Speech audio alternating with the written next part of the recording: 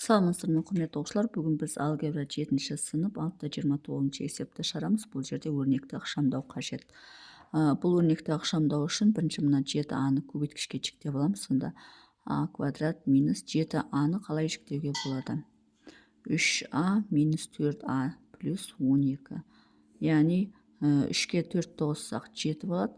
Және оны жіктеген кезде 3 пен 4а 3 пен алдына коэффициенттер 4-ті көбейткенде оны 12 шығу керек. Міне соған байланысты. Оны минус 5а плюс 2а деп те жазуға болады, бірақ 5 пен 2-ні көбейтсек 10 болып қалады да, мына жерге келмейді. Сондықтан мына екі коэффициенттің көбінісі 12 болатындай қылып жіктеу керек мына жерді. 3а минус 4а деген. Ал мынау бізде формула а минус 3-тің жақшан сыртында квадрат деген сөз. А квадрат минус 6а плюс 9 болады. Тең. Енді осы жерден мына екеуінен а-ны жақшан сыртына шығарып жіберейік. А-ны жақшан сыртына шығарсақ а минус 3 қалады. Минус 4-ті жақшан сыртына шығарамыз мына жерден. А минус 3 болады.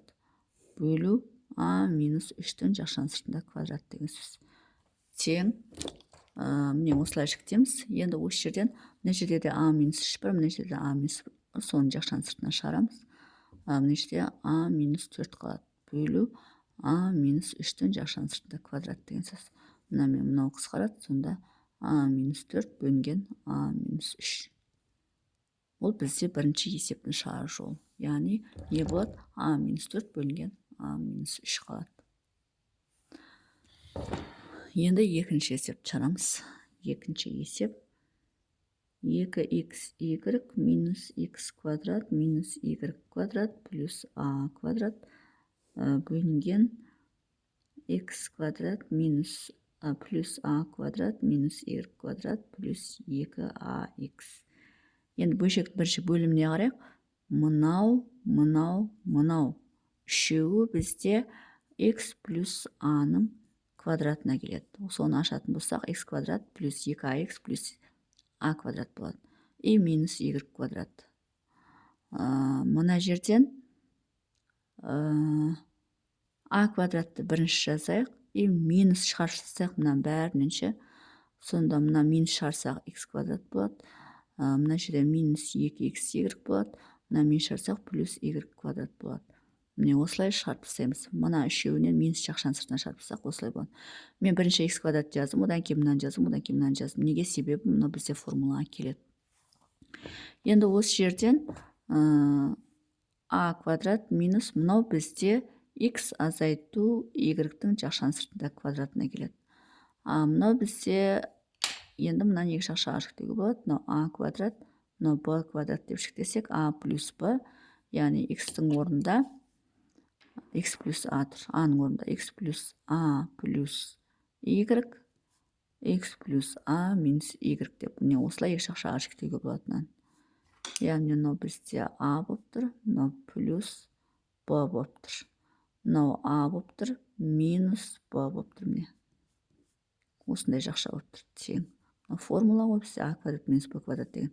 Осы ғой. А-ның орнында x плюс а тұр, б-ның орнында y тұр. А-ның орнында x плюс а тұр, б-ның орнында минус y тұр. Осы формуладан міне осылай шығады. Енді мынанда тура сол формула бойынша а-ның орнына а жазамыз, б-ның орнына мынаны жазамыз. Сонда оның екі жақшаға жіктеуі а плюс x минус y, а минус x минус y. Неге жақшаға алып жаздым? Себебі мына жерде мынаның таңбалары өзгеріп кетеді. Сол үшін жақшаға алып барып, сосын ашамыз. Енді мына бөлшектің бөлімі x плюс а плюс y, x плюс а минус y. Міне осылай жаза салуға болады. Тең. Осы жерден мынаны сол күйінше жазайық. А плюс x минус y. Екінші жақшаға а минус x плюс y болады. Жақшаны ашып жібереміз. Минус x, минус b, минус плюс болып кетеді. Бөлу x плюс а плюс y, x плюс а минус y. Тең. Енді осы жерде мына екеуі қысқарады.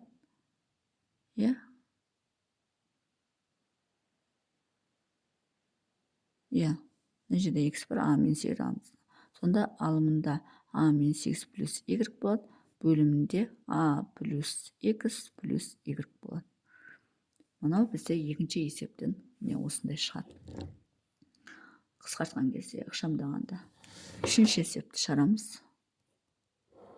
Үшінші есеп m куб минус m квадрат n плюс mn квадрат бөлу m куб плюс n куб тең. Енді мына жерде де m бар, мына жерде де m бар, мына жерде де m бар. m-ді жақшаның сыртына шығарамыз. Сонда m квадрат минус mn плюс n квадрат бөлу. Енді мынау бізде формула а куб плюс б куб деген m плюс n, m квадрат минус mn плюс n квадрат. Міне формула бойынша жазатын болсақ, міне осылай болады. Енді мына екеуі қысқарады, өйткені бірдей өрнек. Сонда m бөлінген m плюс n қалады. Бұл бізде 629 есеп. Сонымен есептің шығар жолы осындай. Егер есептің шығар жолы түсінікті болса, лайк басып, комментарий жазып, каналыма тіркеліп кетсеңіздер болады. Мынау бізде үшінші есептің жауабы, мынау бізде екінші есеп, мынау бізде бірінші есептің жауабы. Мына үшінші есеп, екінші есеп, бірінші есептің жауабы.